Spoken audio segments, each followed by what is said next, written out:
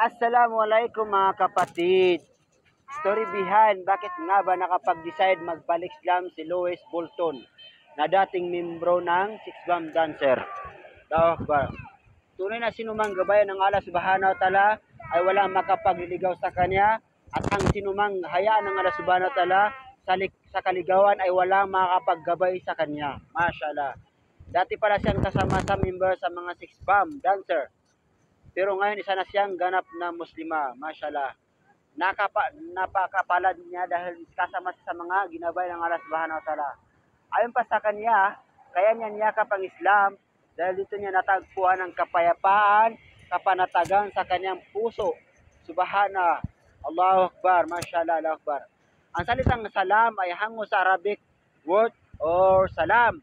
Words na ang kahulugan ay kapayapaan at ang sinumang mga taong nasa paniniwalang Islam, sila ay tinatawag na Muslim. Ang Muslim ay mula sa salitang Arabic na aslama na ang kahulugan ay pagsuko, pagpapasakop, pagsunod, submission sa kalooban, katuruan ng kaparaanan, kagustuhan ng batas na ibinigay ng nag-iisang dakilang Diyos na makapangyarihan. Alhamdulillah. Tara, panoorin ang kanyang pagpapaliwanag sa patungkol sa kanyang bakit siya nag-Muslim.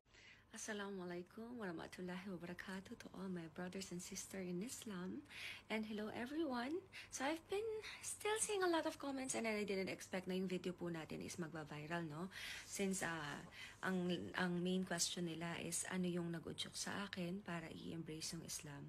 So honestly ito po yung nangyari, no? Kasi last Ramadan, when I went home in Philippines, I experienced this encounter, no? Nasa kotse po ako and ito yung tinatawag namin sa Islam na jinn. So ito yung mga hindi tao. So possible siya talaga. And in Islam we also believe kung ano po yung pinaniniwalaan din po ninyo. And ang ginawa ko nung time na yon, nagpray ako intentional. Pero still nandun pa rin siya. And that time kasi, nagtatry na ako magbasa paunti-unti ng Quran. So, ang ginawa ko, may pinlay lang ako na prayer that time. I think it's one of the surahs I just forget, Surah Al-Baqarah, I think, that time. Pero kasi nung time na yon hindi ako sigurado pa. So, nag-play lang ako ng kahit ano na nandun sa application na gumagana. Kasi yung application, meron siyang mga dina-download na iba, na yung iba may bayad, para naka-premium account ka, may mga ganun din, no, sa application na yon.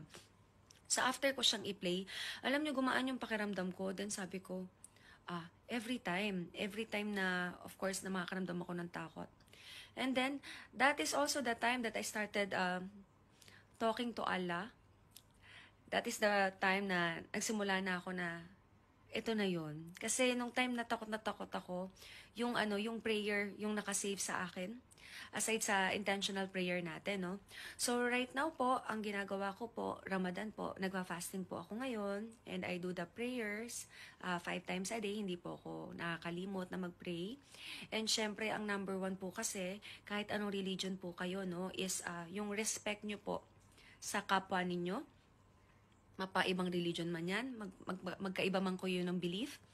Naniniwala ako na number 1 po talaga is yung respeto nyo sa kapwa para irespeto rin po kayo.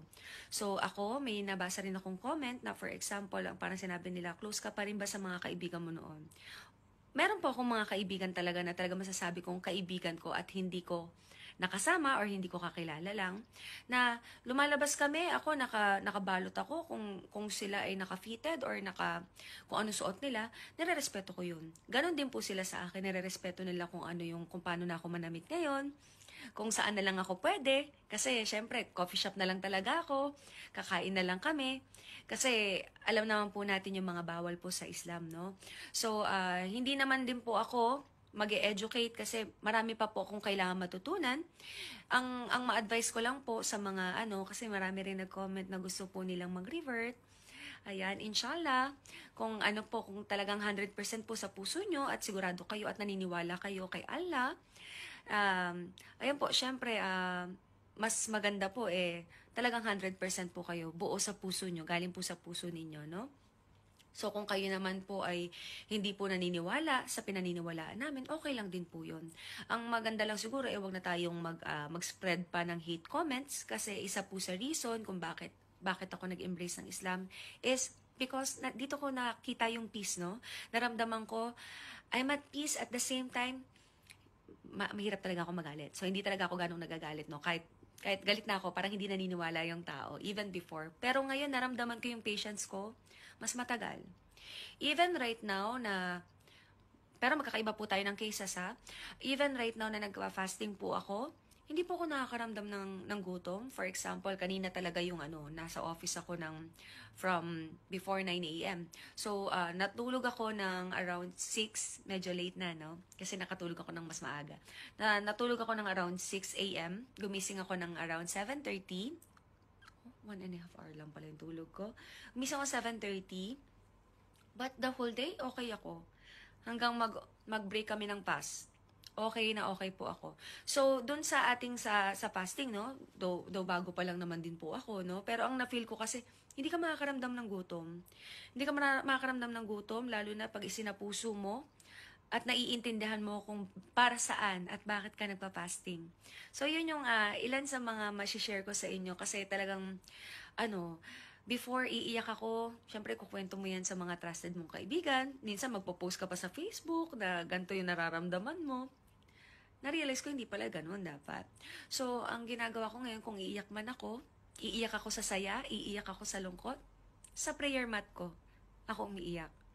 Kay Allah ako umiiyak. Okay? So, ito pong video na to, para lang po masagot ko yung ibang mga questions nyo, no? Pero wala naman po akong gustong turuan, wala naman po akong gustong i-correct, kasi pare-pareho po tayo may kanya-kanyang opinion, may kanya-kanyang paniniwala, gaya po ng sinabi ko. And, meron din mga nagko-comment na, paano yan?